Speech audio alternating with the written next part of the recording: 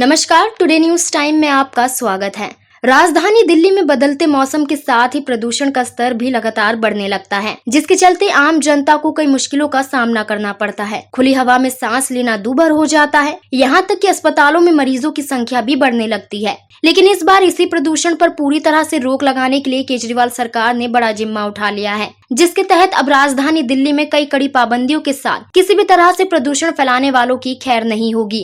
दरअसल केजरीवाल सरकार ने 1 अक्टूबर यानी आज से प्रदूषण की रोकथाम को लेकर दिल्ली एनसीआर में ग्रेडेड रिस्पांस एक्शन प्लान यानी कि ग्रैप को लागू कर दिया है, जिसके तहत दिल्ली में खुले में कचरा जलाने, जनरेटर के इस्तेमाल सहित कई नियम बदले जाएंगे और कई पाबंदियां लागू हो जाएंगी, जिनकी अनदेखी करने वालों पर सख्त कार्रवाई भी की जाएगी। आपको बता दें कि इस बार दिल्ली एनसीआर में इन पाबंदियों के तहत अगर एयर क्वालिटी इंडेक्स 200 से 300 के बीच रहता है तो सिर्फ अस्पताल, एक्सीलेटर, रेलवे, मेट्रो में जनरेटर के इस्तेमाल के अलावा बाकी चीजों पर डीजल जनरेटर के संचालन पर रोक रहेगी। इतना ही नहीं, अगर एयर क्वालिटी इंडेक्स बढ़ता है तो AQI बढ़ने पर पाबंदियां और सख्त होने लगेंगी। जैसे कि अगर AQI 300 के पार पहुंच जाता है तो CNG, PNG और LPG जनरेटर के संचालन पर छूट रहेगी। लेकिन ज्यादातर औद्योगिक इकाइयों में डीजल जनरेटर लगे हैं, जिन्हें अभी तक CNG या PNG में परिवर्तित नहीं किया गया है, इसलिए इन पर भी ग्रैप के तहत पाबंदियां लगाई जाएंगी।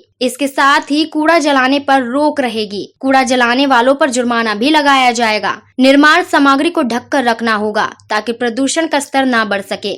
सड़कों की नियमित मशीन से सफाई कर पानी का छिड़काव किया जाएगा। निर्माणाधीन साइटों पर एंटी स्मॉग गन लगानी होगी। हालांकि इसी के साथ ही अगर दिल्ली में AQI 400 के ऊपर पहुंच जाता है तो निर्माण कार्यों पर पूरी तरह से रोक रहेगी। कोयले और लकड़ी से चलने वाले तंदूर पर भी प्रतिबंध रहेगा। ईंट के भट्टे, हॉट मिक्स प्लांट, स्टो क्रशर बंद रहेंगे। अवैध तरीके से चल रही फैक्ट्रियों को भी पूरी तरह से बंद किया जाएगा। वहीं अगर AQI 450 के करीब या उससे ऊपर पहुंच जाता है तो स्कूल और कॉलेज को राज्य सरकार बंद कर सकती है।